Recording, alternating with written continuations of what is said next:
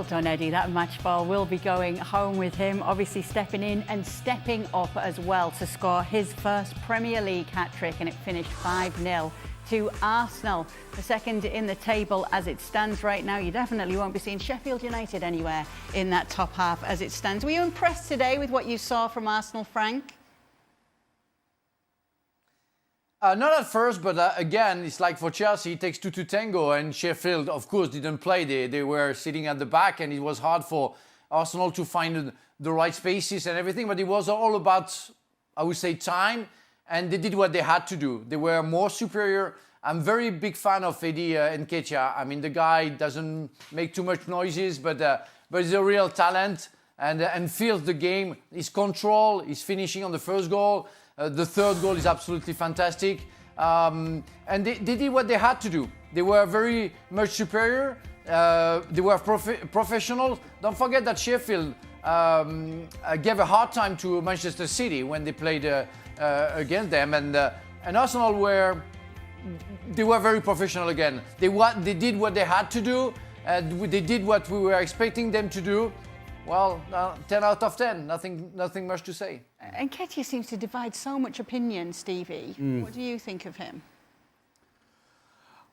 Like Frank, I like him. I think his work rate's fantastic. He's looking to run in behind. He looks to combine with his teammates.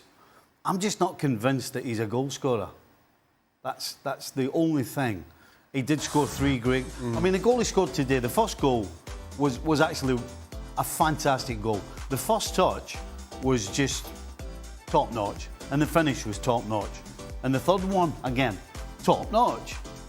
But he has to be doing that every second game. So you're not sure he's a consistent goal scorer for Arsenal? Correct. He's not. And to your question, I don't think opinion is that divided or should be that divided. He's not a like-for-like replacement for Gabriel Jesus. Gabriel Jesus, when fit, will start 100 times out of 100. But I think Eddie Nketiah has shown his worth this season, as he did last when Gabriel Jesus went down injured, that he is a good deputy. He's not going to rock the boat too much. He's not going to throw toys out the pram. But every team needs to have players that they can call on when needed, when injury strikes or whatever it may be. I think Eddie Nketiah has shown himself to be that. Now, again, he's not going to be the player that you build a team around.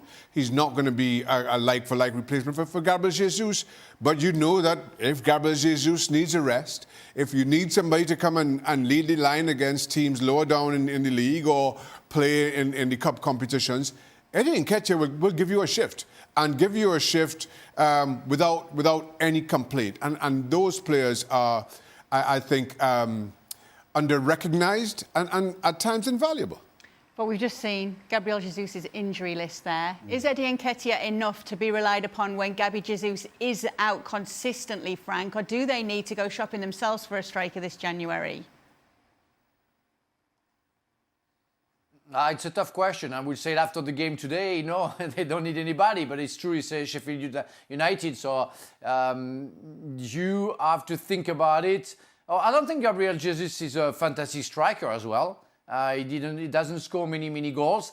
He's very good to holding the ball and finding spaces for the others.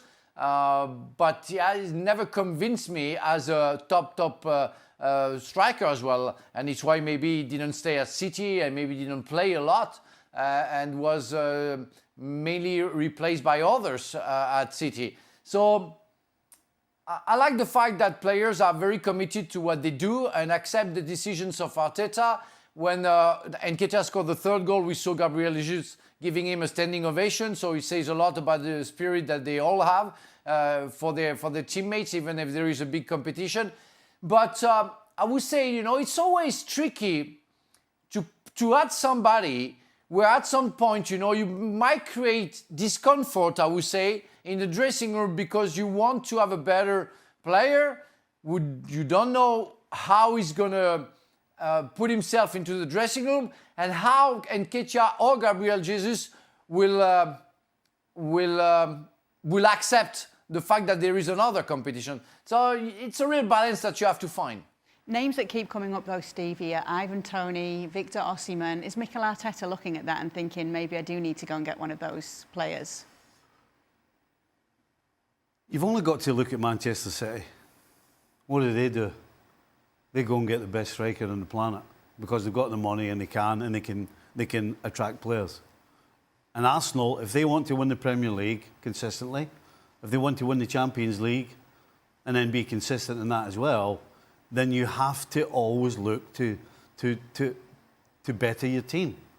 And to bring, if another Haaland comes along and get him in your team, then you do it. And if it means that Jesus isn't happy or Nketiah or anybody else isn't happy, that's just the way the game